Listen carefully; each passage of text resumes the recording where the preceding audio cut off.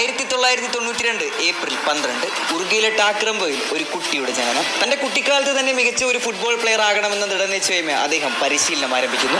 തുടർന്ന് തന്റെ 16-ാം വയസ്സിൽ ഉറുഗ്വേൻ അണ്ടർ-17 നാഷണൽ ടീമിൽ സെലക്ഷൻ കിട്ടുന്നു. അന്ന് അവിടെ തുടങ്ങിയ തന്റെ ഫുട്ബോൾ കരിയർ കാലങ്ങൾ പിന്നിട്ടപ്പോൾ എത്തപ്പെട്ടത് ഹേർട്ട് സിറ്റി എന്ന പേരിൽ അറിയപ്പെടുന്ന മെൽബോൺ സിറ്റിയിലാണ്. മെൽബോൺ സിറ്റിയിൽ നിന്നും പടിയിറങ്ങിയ അദ്ദേഹം പിന്നീട് എത്തപ്പെട്ടത് ഒരു ഇന്ത്യൻ ക്ലബിലേക്കാണ്. കാൽപന്ത് കളിയെ ഭ്രാന്തമായ മനസ്സിൽ സൂക്ഷിക്കുന്ന ഓരോ മഞ്ഞപ്പട ആരാധകന്റെയും മനസ്സിലേക്കാണ്.